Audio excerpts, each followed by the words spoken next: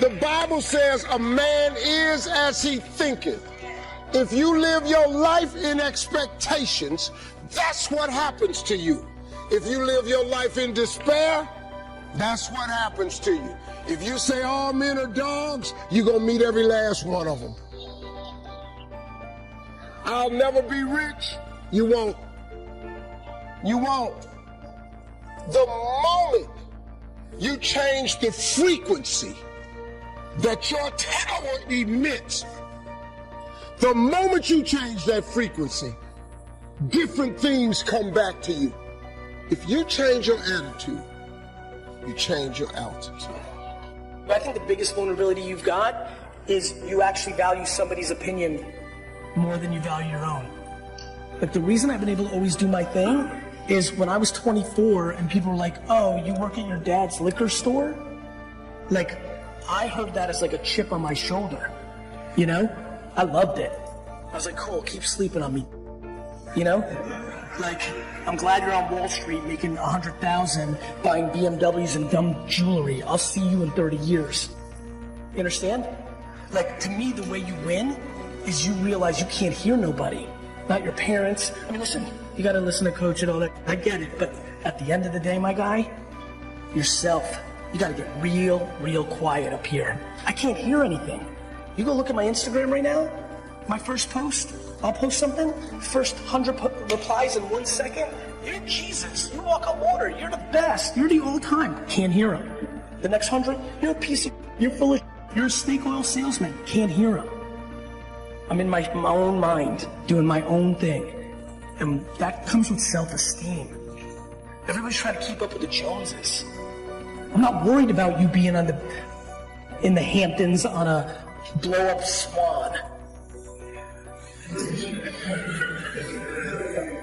I'm not worried about you renting out cash from the bank and putting it to your ear. I'm not worried you jumped a fence and took a photo in front of a private plane. What do you think these people are doing? They're posing. Patience, long game. You know what's amazing about being an entrepreneur? We get to play forever. Right? I'm going to be working with them. Like, what are women just drowning in? Like, what is crushing women other people's opinions? I know. They live their life terrified of failure, terrified to try, terrified that they're getting it wrong because their mother-in-law will disapprove, or the girls that they went to high school with, or, you know, they're going to see me on Facebook and they're going to watch me. It's crazy. It's crazy because those people that you're so terrified of their opinion of you, those people are not the ones who will live with the regret. Yeah. Those people are not the ones who can't afford to take their kids on vacation. Those people are not the ones who are struggling for, like, all these things that you want for your life, but you're too afraid to reach for because of what other people will think. Those other people are not going to be there when it sucks and it's hard for you. That's all on you. Wow. So I get so fired up about this topic. And I also believe, like, so most little boys, I know not everybody, but most little boys are taught this idea of, like, you have potential. You're supposed to reach for that potential or try and be a better version of yourself. And frankly, most little girls are taught, you know, to reach for men. Like, hey, find yourself a husband and then you'll be doing well. And this, I believe in my heart. Like, have you ever seen those movies? Of course you have. Where, like, someone, like, gets bit by a spider, or they take a pill or whatever, and all of a sudden they have access to all of their mind instead of just a small percent. I feel like that's what's happening to women in the world. Like, if they just took, like, even if the smallest percentage of women, even if just the women who are listening to this, took one single step in the direction of who God calls them to be, I think that the results would be atomic. My God. I appreciate every facet of life. Right, but I also believe life is the best classroom. And so I'm very cognizant of situations, circumstances, and I firmly believe, as Sean stated, the one thing we all have in common as people is we all will face some level of adversity. And so something pretty cool happened last week when I was in Seattle, and I'm going to get to that. But first I want to explain to you the card that I have in my hand. In my house, I have a bowl, right, and I call it a quote bowl, right, because I believe it's very important before you start your day to set the environment, to set the mood. Because you can get up and just start running, and then you run out of the door, life hits you in the face, and before you know it, you woke up, you were on top of the world, now the world is on top of you. And so every single morning, me and my kids and my wife, we go to this bowl, and we grab a quote card, and we read it, right? And we put it in whatever bag we have, and we take it out of the door with us, and when I travel, I keep them with me as well. And today, the quote says, do the best you can until you know better. Then when you know better, do better, by Maya Angelou. Right? That's my gift to you, Sean. Can't ever say I didn't give you nothing, man. Right? But I was in Seattle, and a guy came to pick me up last week, and, you know, when he picked me up, it was around midnight. And so we probably said maybe 3 or 4 words to each other. It was late. And when we got to the hotel, I thanked him, and he said to me, I'll be the guy that's coming back to pick you up in the morning, take you to your event. We talked about the time. I said, okay, cool, I'll see you in the morning. And so when I came down the next morning, guy stood outside his car, we spoke, we get in the car, and we're riding for 5 minutes. And I look in the mirror, and I can see the guy is crying. And so as I'm sitting in the back seat, I say to him, is everything okay? And he shakes his head kind of like, man, like you're not gonna believe it, right? And he said, my normal job, I don't drive, but my buddy owns the company. And he said, whenever he gets overwhelmed, he might call me and say, hey man, can you cover a shift for me? And he said, usually I'll tell him, no, I'm cool, right? Because you meet people and sometimes it's just not the situation. And he said, I hadn't drove for him in probably 11 months. And he said, for some reason, when he called me yesterday, I was like, cool, I'll take it. And he said, I looked you up after I dropped you off, and I saw this video about redirection, right, at 3 in the morning. And he said, it gave me purpose. He said, but the reason I'm crying is because I just lost my wife, right? And when he said it, I thought to myself, like, how do you smile after that? Right? Because I know every single day I look at my wife and what my wife means to me. And even when I lost my grandmother, I thought to myself, would I ever be able to smile and laugh again? And so I posed a question to him. How did you get up and simply put one foot in front of the other and walk out of the door and continue your routine? He said, well, I got 2 daughters. He said, before I get to that, I want to tell you something, because it wasn't like it was all good, the whole process, and my wife had been sick for over 30 years. Right? And he said, we got to a point in the sickness to where we hit a rough patch. And he said, she would scream at me, I would scream at her, and I felt as if I was trapped in a situation, and the Creator knew I couldn't leave the situation. And so I would say to the Creator, you know I can't leave, and my wife is sick. You know I can't go anywhere. You know I can't leave her because she's my wife, and I can't go anywhere, so I gotta sit here and I gotta deal with it. And I resented the situation, I resented my wife, I resented the adversity, and we found ourselves in a point to where I ended up leaving. And he said, I went to stay with one of my buddies, and I'm in the mirror one morning, and I'm brushing my teeth, and he said, I'm saying to myself, right, for better or for worse, yeah, things have gotten pretty worse. For richer or for poor, yeah, we're pretty poor. And he said, through sickness and health. And he said, he stopped and said, man, I haven't finished. And he went, he packed his bags, walked out of the door, got back to his house. When he walked in the door, he said his wife said to him, what are you doing here, you prig? And he said to her, I'm going to be here. I'm not going anywhere. So either we can figure out how to make it work, how to deal with it, adjust, or we can sit here and we can just be miserable and mad because a situation has happened that's out of our control and we didn't expect it. Like, I believe in life, you got 2 separate people. You got champions, right? And they go through things in life that are self-inflicted. They bring it upon themselves, they get through it, they say, man, I got through it. And then you got warriors. Right? They walk outside, the wind hits them, knocks them down, they pick up their stuff, they adjust, and they get moving, and they deal with the adversity that they didn't expect. They set their perspective right, and they figure out a way to embrace it and add value to every environment that they go into and every person's life that they come in contact with. These people that's in your life that ain't doing nothing. Get away from people in your life that's hating. Get away from your family members that ain't ever opened a business. Get away from your family members that ain't ever followed their dreams. Get away from your family members that ain't never been nowhere but to the family reunion. They ain't never been to a beach. Get away from them. Sometimes God will put an enemy in your life to keep you stirred up. He'll allow critics, doubters, discouragers, even some haters. So when you feel tired and think you want to give up, you'll keep pressing forward, shaking it off, not because you feel like it, but because you don't want to give your enemies the joy of seeing you defeated. Not out of spite, not out of pride. God uses the negative to keep us stirred up. There is no worse feeling than that of invisibility. You know, when you are doing your very best and it goes unrecognized, it makes it kind of harder to want to keep doing it.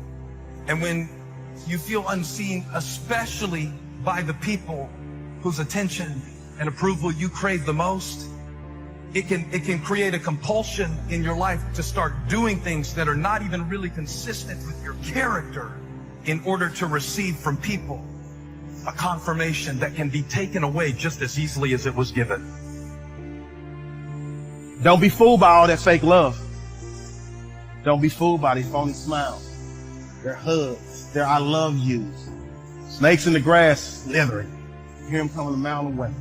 I can smell them, sniff them, I can see them, I can taste them. Some of you get blinded by them. Your so-called friends, your so-called homies, your so-called partners, your so-called girls. They there for you when everything's great. They're there for you when you ballin'. They're there for you when you rollin'. They're there for you when you got money. They're excited, girl, we gonna do this, man, bro, where we going tonight? Sad story is that when you up, they're all riding with you. When you down, there's nobody in the car with you. You are the company that you keep. Meaning, your circle of friends is an indication of who you actually are, who you are becoming. You show me your friends and I'll show you your future. Because it's just true. The people you surround yourself with are shaping your future. Someone say, check your circle. It's important who you are aligning yourself with. Walk with the wise and become wise. For a companion of fools suffers harm. That's good news. If you lack wisdom today, get around people that are wise. But look what the second part says. It says literally that a companion of fools suffers harm.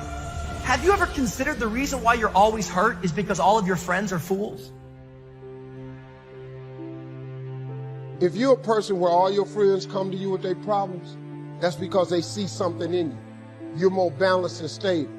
But you got to remember this old saying. If you're the smartest person in your group, you need a new group. Some of my enemies, I feel like I need to write them a check. If they hadn't have been against me, I wouldn't have prayed so hard. If they hadn't have made fun, I would have given up sooner. If they hadn't have told me I couldn't do it, didn't have what it takes, might have been complacent, settled where I was. It was their opposition that pushed me forward. Many times, God will use your enemies to catapult you to success more than your friends. You spend your life performing for a crowd, it'll kill you. And you're like, I'm good. I'm not a preacher. I'm not a singer. I don't perform for people. It's gotten much deeper than that now. It's the feeling that we get when we start offering ourselves up in a form that is more impressive to people, but is not authentic to us. Is the mode that we all get tempted to get into when we start trying to bring a version of ourselves to a situation that we think will make a good impression. Here's how you know if someone's your friend. A, you can tell them bad news and they'll listen. They won't tell you why, you're stupid and why that bad thing happened to you and how something worse happened to them once and, derail the whole conversation. It's like, go away from that person. They're not helpful to you and they're not helpful to themselves either. You got to surround yourself with people who want the best for the best part of you. And that's a really good way of deciding who you should have around you. Don't complain about the person that betrayed you. If they walked away, they didn't set you back. They set you up for the fullness of your destiny. If they lied about you, tried to push you down, overlooked you, it may not have been fair. But if God allowed it, He knows how to use it for your good. Do not be misled. So don't sit around and be like, I think this is what's going on. No, wait, this is maybe what's happening. You don't have to come up with theories. Don't be misled. Bad company corrupts good character. Have you ever stopped to consider the reason why you're never able to finish anything you start is not because you're not gifted. It's not because you're not talented. The reason why you can't finish it is because you lack character. Because every time you step out, you don't have the stuff it takes to finish. Yet the only way you're going to get rid of bad character is you're going to have to actually go ahead and get rid of bad company. The moment you remove bad company, you're going to start getting some good character. Somebody say, check your circle.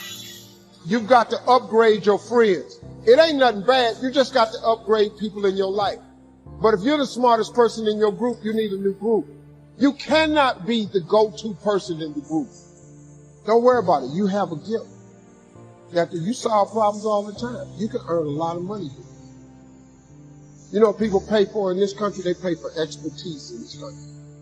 The moment you're an expert at something in America, you can make $1 million. All you gotta do is be an expert at one thing. Sometimes there's something inside of you telling you that you are not enough. And since you feel like you're not enough, you start trying to do all this stuff to prove that you are enough.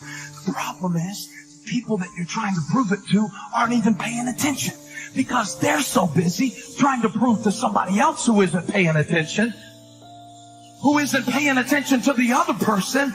And now we're all posting and proving, but inside we're dying.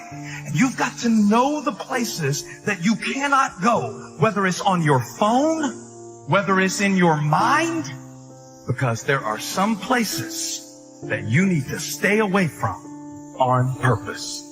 Because if you go, it's going to kill your joy, it's going to kill your contentment, it's going to kill your sanity, it's going to kill your peace. I don't know how many different ways I can say this. So many of us have to learn this the hard way. They act like they got love for you. Have your friends, have your family, have your relationships. But make sure you pay close attention to the circle, to your company that you keep. Because when you need them the most, I promise you, they will turn your back on you. You need to find you a group of friends. And you need to know in your heart of hearts that if you down, they gonna pull you up. And if they down, you gonna pull them up. You know, I always say, you show me your crowd, I'll show you your future. If you want to know where you are or what port you're on, look in your cell phone.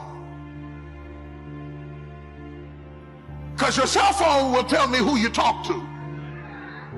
And whoever you spend your time talking to, that's the port you're on. You cannot surround yourself with blindness and expect to see. Can't run around with prejudiced people and not be prejudiced. You can't run around with arrogant people and not be arrogant. You cannot run with packs of angry women and expect to be happy and fulfilled. You cannot hang out with a bunch of defeated, going nowhere, no vision men and be an overcomer. You are who you hang around. Because if I am down and everybody else is down around me, then down becomes normal. But what makes down terrible is when you are down and you can still see up. I'm begging you, man. I'm begging you from a man's point of view. Let go. Let go. Let go of these people who you know aren't for you. Here's a big one. If you're not feeling it, find new friends. I'm being dead serious about this. This one is real big for me. Who you hang out with is a huge deal. And again, these are all tried and true things, right? We've heard you're the whatever of the 5 friends you spent. Like, that's real.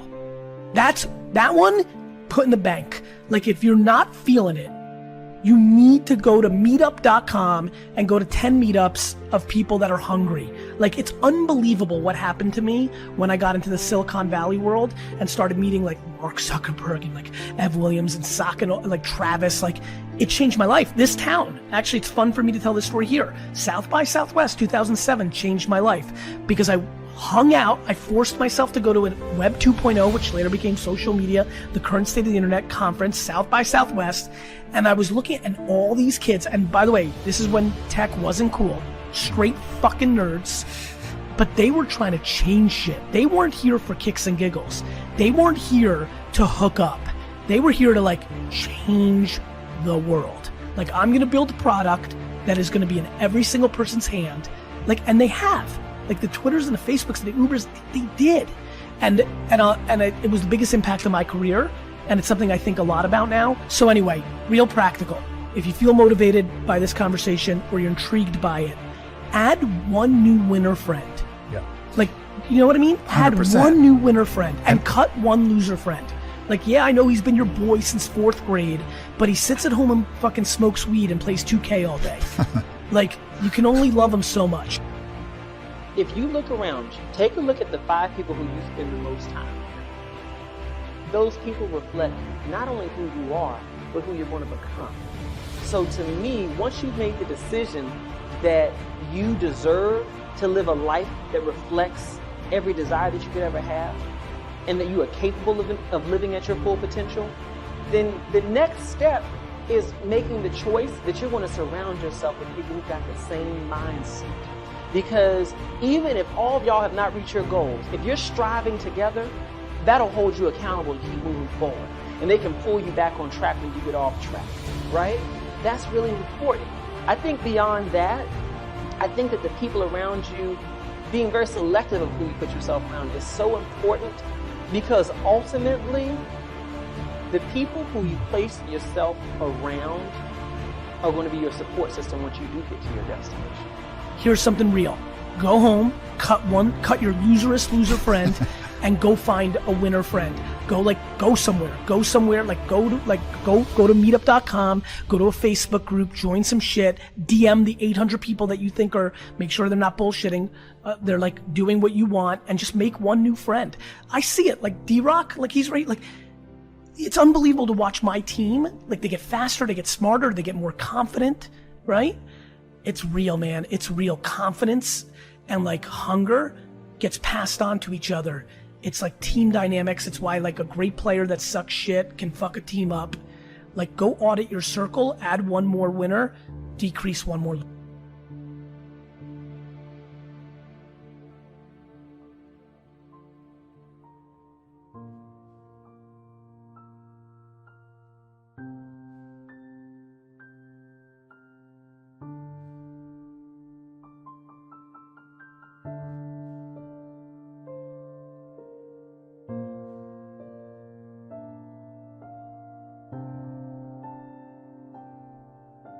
Hi, welcome back to Mind Control. The first way to get focus is to find purpose. The way to find purpose is you must identify what it is that you have to be purposeful in. Right when you are struggling with what to do, who you are, what's your next move, you are in an identity crisis. You are struggling with just who you are. See, you have not discovered who you are. You have to discover who you are in order to move you forward. If no one ever gave you the directions, let me ask you something. When you get up in the morning, you go get in the car or you walk out your door, you have a destination in mind. If you go outside with no destination, what do? You wander around. Once you don't have a destination, you are going to wander around. You cannot get in your car without a destination. Where do you drive? So you are in an identity crisis, the same thing I was in. So you have to find your purpose. So let me help you with this. If you are in this situation, the solution is the first thing, you have to do the thing that God gave you. You just have to identify your gift. That's the first thing. Until you do that, you can forget it. You'll never find your purpose, you'll never know your mission, you'll never know the reason. So I think we're in an identity crisis. I think you have to identify who you are and what your real gift is and pursue the gift. The Bible says your gift will make room for you, put you in the presence of great men. That's what your gift do. That's God. That ain't Steve. I'm telling you what God say. You ain't got to believe me. It's in your Bible. I'm just telling you the truth. I identified my gift. See, that's why when he said, Steve, you can sing. Whoa, hey, hold up, man. And that's not what I do. I've identified my gift. I'm in the joke-telling business. Your gift is like a tree trunk. Your gift is the trunk of a tree. On a tree, it has many branches. Now, because my gift is comedy, that's my tree trunk.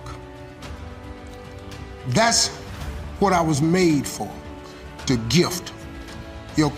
Two things. Your career is what you paid for. Your calling is what you made for. So God took this tree trunk and made a lot of branches. Comedy made me a movie, a TV star, a radio star. I could write books. But then what he made me for was to motivate people, to change people's lives by sending me through a process that was so hard for me to overcome. When somebody like you stands up and asks me a question, I know the answer without even thinking, because I've been processed. I've been homeless, so I know exactly what you're feeling. You feel me? Mr. Schultz said to me, I don't think your current bank balance is a true indicator of your level of intelligence. I was happy to hear that. He said, I think you have plenty of talent and ability, and that you're much smarter than your bank balance indicates. And that turned out to be true. I was much smarter. My question to him was, then why isn't my bank balance bigger? And he said, you don't have enough reason for accomplishing great things. If you had enough reasons, you could do incredible things. You have enough intelligence, but not enough reason. That's the key. If you had enough reason. In my years of study, I've also discovered this. Reasons come first, and answers come second. Life has a strange way of hiding all the answers and disclosing them only to people who have been inspired to look for them, who have reasons to look for them. Put another way, when you know what you want, and you want it badly enough, you will find ways to get it. The answers, the methods, the solutions will become evident to you. Hey, what if you had to be rich? Are there any books and tapes on the subject? The answer is yes. There are plenty of good ones. But if you don't have to be rich, you probably won't read the books or listen to the tape. What drives us to find the answers is necessity. So work on your reasons first, answers second. Now, what are some of the reasons for doing well? It varies from person to person. I'm sure that if you did a little soul searching, you could come up with a fairly strong list of reasons why you want to accomplish great things. There are personal reasons, sometimes uniquely personal reasons. Some people do well for the recognition. Some do well because of the way it makes them feel. They love the feeling of being a winner. That's one of the best reasons. My mom this morning knew I wasn't feeling good. She goes, honey, you need to cancel that talk. I'm like, Mom, I can't cancel on these people. It's like, you work so hard. Why does it matter? I go, Mom, I'm helping them. She goes, oh, then you need to go. Because they're about service. Okay, so in your life, I'll go a little bit more here, you guys. In your life, if you combine understanding your mess can be repurposed, understanding I'm just like you, understanding the RAS, understanding changing your identity, understand bending time, you have a shot. Combined with this industry, combined with the information you're getting. But if you don't change your identity, do you know how many people I've had as friends that got wealthy that aren't anymore? More than I have that are still wealthy. Do you know how many friends I have who lost a lot of weight and got in shape and aren't in shape anymore? Do you know how many friends I have that had a great relationship and marriage that aren't in that relationship and marriage? Does this sound familiar, Tim? You want to know why? Their internal thermostat doing all that crap back. I ain't going back. I know where I am. I got to change that thermostat. By the way, you change the thermostat through your association. Change the thermostat. By the way, associations reading books, follow them on social media, listen to their podcasts, their audios, all that stuff. Subscribe to my podcast. It's on iTunes. Listen to my YouTube. It's all free. I make no money. This is work. My podcast cost me about $1 million.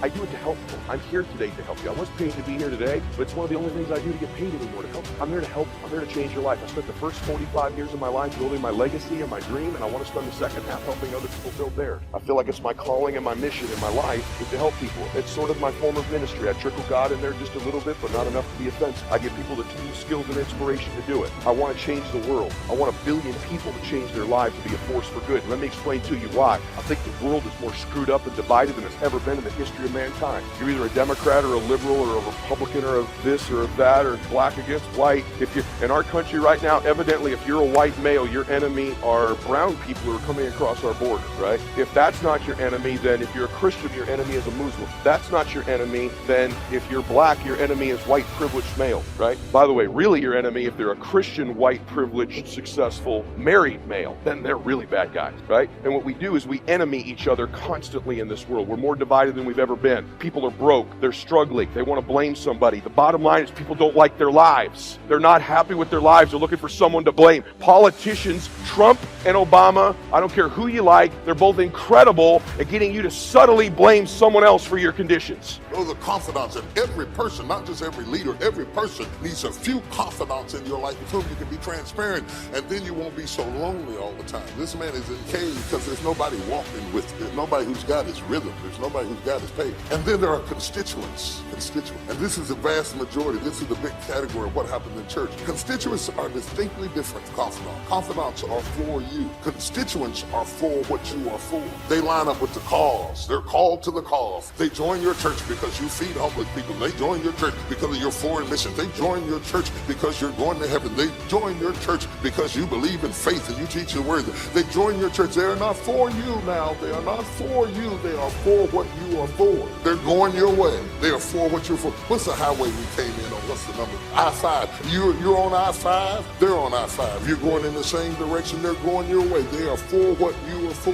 They're not for you. And you have to understand that because they're attracted to the direction you're going in. But if they see a car that will get them there quicker, they will leave you because they were never for you. They were for where you were going. And if somebody else can get them there quicker than you, they will hop out of your car and dive into their car and go down the road because they were never attracted to you. They were attracted to your direction. And these are constituents. They are for what you are for. And there's nothing wrong with that. There's nothing wrong with that until you mistake a constituent for a confidant. And you have a personal relationship with a public person and you think they are there for you and they were never there for you. They were there for what you were for. And then there are comrades. The third category is comrades. Now, comrades are not for you, and they are not for what you are for. They are just against what you are against. They're comrades. They are attracted to you because you have a common enemy, and they will be with you as long as the fight exists. But when the fight is over, they are gone. It's like the past election. I'm going to be very careful because we get in politics, we'll all fight. In the past election, when McCain and Hillary Clinton got together to attack Obama, McCain and Clinton wouldn't get together about nothing except they were both against Obama. Sometimes people only join you because you have a common enemy. They're comrades. They're with you in the struggle. And in the trenches, they're wearing your uniform. But when the fighting stops, you will be attacked in your own foxhole. If you bring a comrade too close to you, when your comrade gets through shooting at who you're shooting at, they will shoot you because they were never for you and they were never for what you were for. They were just against what you were against. You'd be surprised at the people who fight against stuff, just all kinds of stuff, abortion, same-sex marriage, all kinds of stuff. They're against the same stuff, but they're not for each other. They join together in the fight. You, as a leader, have to know why people hooked up with you. Because if you misallocate a person into the wrong category, you will be brokenhearted and wounded and end up in the cave because you thought a constituent was a confidant, thought a comrade was a constituent. When the fight was over, you got shot in your own foxhole. And I don't care what you hear about on TV, there is no such thing as friendly fire. A bullet is a bullet.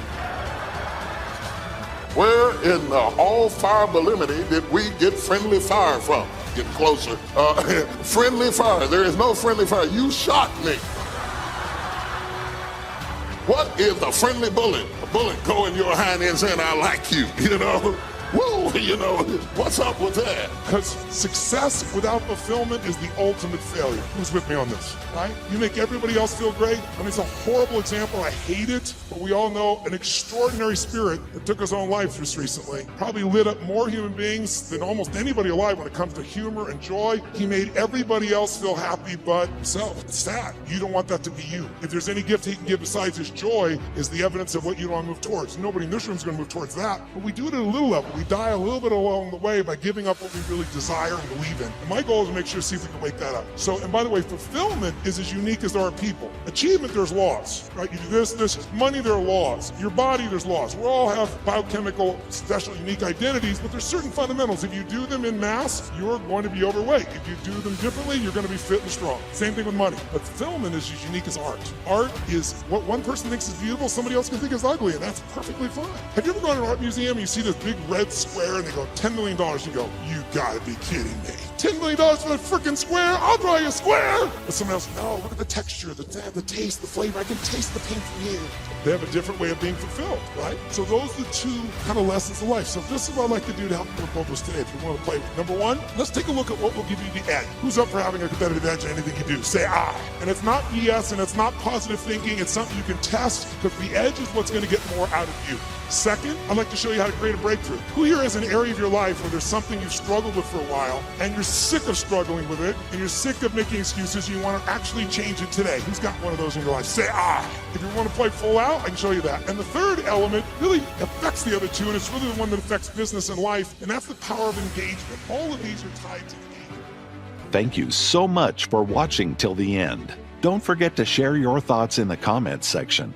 Please also like, subscribe, and share this video with your friends and families. Please watch our other motivational videos. Thank you again. Hi, welcome back to Mind Control, where we inspire and motivate you. Hope you enjoy the video. By not being prepared, you make the choice of getting caught in some of life's unpleasant circumstances. Be they rain, failures, economic losses, relationship losses, professional losses, personal losses. By not being prepared, thinking ahead, it's your choice. Now here's the other side of it. By being prepared, you increase your chances of success. You increase the likelihood. By being prepared, you increase your chances of success, of seizing opportunities when they come your way, of being ready within yourself to take advantage of once-in-a-lifetime situations. Some people tend to blame others for their mistakes, blame others for their failures. Somebody says, it's not my fault the report isn't done. So-and-so didn't do their part. Of course it's your fault. It's your report too. It's your responsibility to see that everyone you delegated work to does their part.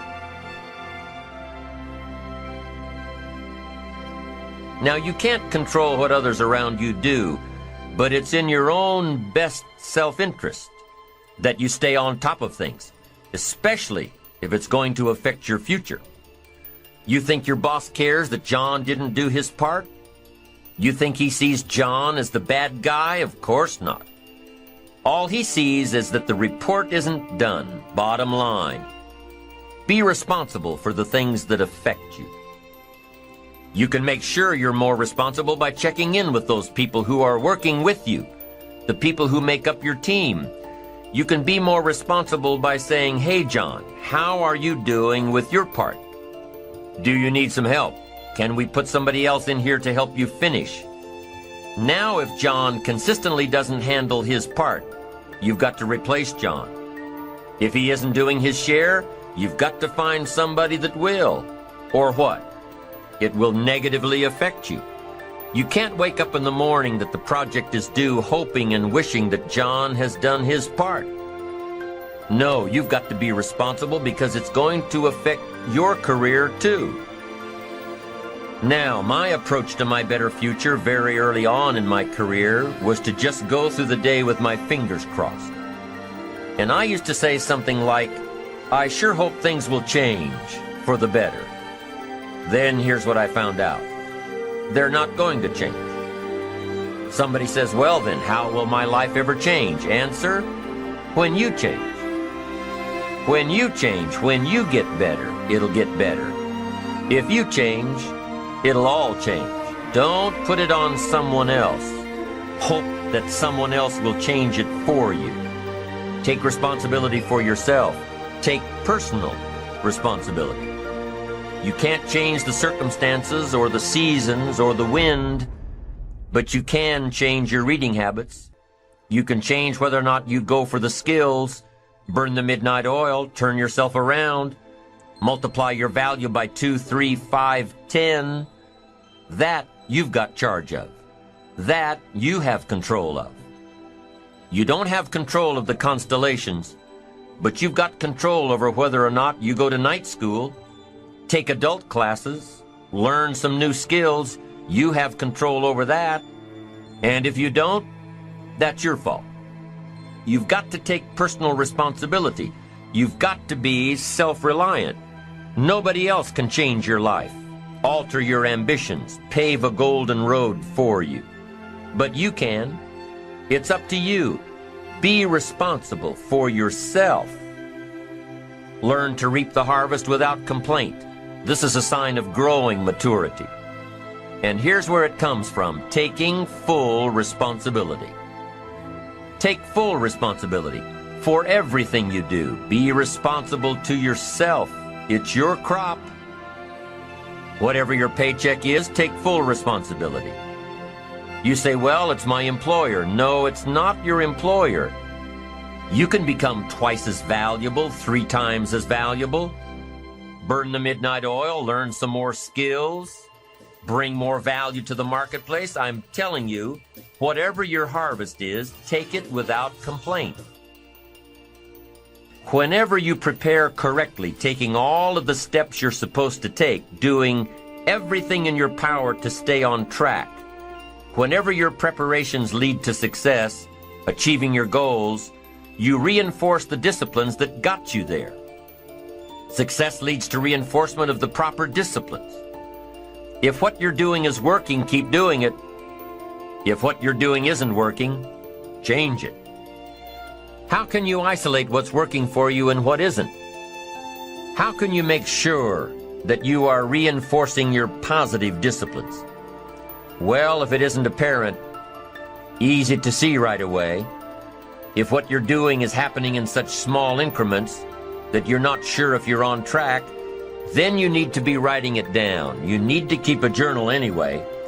But if you really aren't sure that what you're doing is making measurable progress, you need to keep a written record.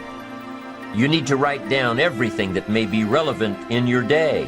What you did, who you saw, what you felt, how it may or may not affect you now and in the future. The best way to track your activities of the day is to write them down. The best way to track your activities of the week is to write them down. The best way to analyze your progress through the year is to have written it down. Why? So you can look back on it. Because by keeping a written record of your life, you will be more accountable.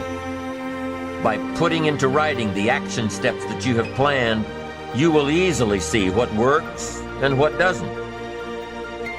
Most people just try to get through the day, never writing anything down, never keeping track of their progress along the way, never really knowing if they are doing all they can to reach their goals, to drive their ambition. But gifted people learn to get from the day. They don't let a day end without picking up some valuable experience, some emotional content, some idea that may positively affect their future. To get the most from a day, to learn the most from a day, you need to be able to reflect on the day. And how can you reflect on a day unless you record it in history? How can you possibly reflect on a week unless you can look back and analyze it? How can you learn from past mistakes and bask in the past successes unless you write it all down? There's something magical in writing out a problem.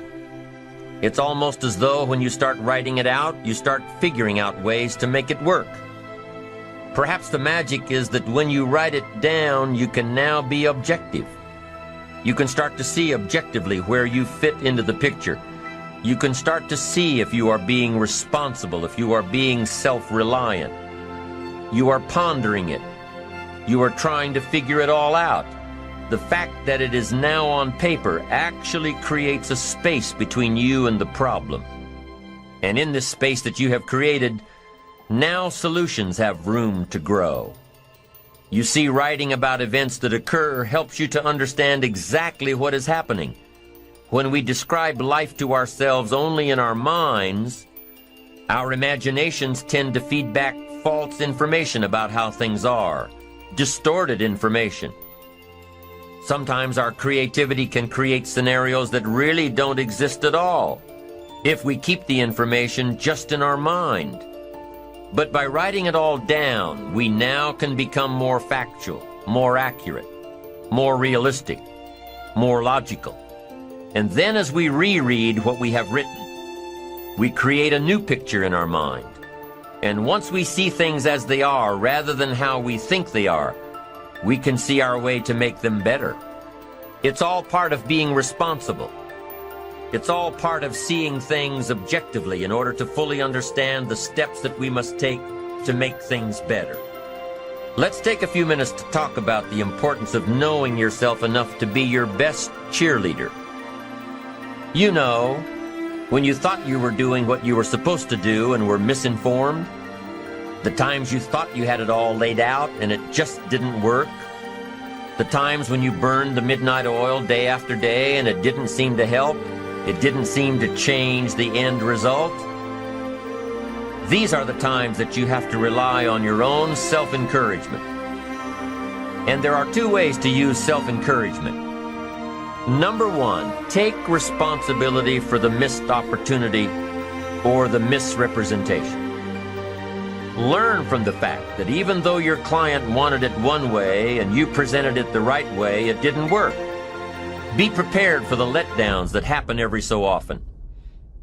Know that this lost opportunity just sets you up better for the next one. Realize that you can make the necessary alterations next time. Make the changes that will make the difference. Study your mistakes and learn from them. Don't dwell on the mistakes. Acknowledge them. Learn from them. Encourage yourself that you're smarter than your bank account leads you to believe. The second way to use self-encouragement, remind yourself that you're bound to get better. Don't get down on yourself. Don't beat yourself up. It's the next opportunity that matters, not the last one, the next one. Now, the last one matters only in that you must learn from your mistakes. But the next one gives you the opportunity to show that you have learned from your mistakes. You can do it better next time. You just have to practice, practice, practice. Keep trying. Keep trying until what? Until you've got it down. If you figured out what went wrong last time, then you know how to make it right next time. If you figured out what it was in your presentation that didn't work, don't say that next time. If you figured out that the reason you didn't close the deal this time was because you didn't have all the facts and figures in place, have all the facts and figures in place next time. Don't beat yourself for messing up. Pat yourself on the back for figuring it out. You need to encourage yourself. You need to pump yourself up. You need to be your own cheerleader. Why? Because you can't wait and hope that someone else will come along and cheer you up, make you feel better, tell you that you'll do better next time. You have to rely on yourself. You have to have faith in yourself and your ability to figure out what works and what doesn't, what's right and what's wrong. You have to have the inner belief that everything you're doing for a positive outcome in the future. You have to encourage yourself with future successes. Number one way to use self-encouragement, take responsibility for missed opportunities and study your mistakes. Number two, don't get down on yourself. Encourage yourself with your future. Encourage yourself with your goals, your dreams, your ambition. Knowing that you've got a plan, knowing that you're taking the right steps, knowing that you're going to do it until. When you miss an opportunity, are unprepared for an opportunity, or suffer a setback while realizing your goals, when you miss out, you need to encourage yourself by immediately getting back into line. There's an old cowboy saying, fall off a horse 7 times, and you're a real cowboy. If you fall off a horse, get right back on. If you fall off track, get right back on. If you fall away from your disciplines, get right back to them. We'd like to thank you so much for watching till the end. Don't forget to share your thoughts in the comments section. Please also like, subscribe, and share this video with your friends and families.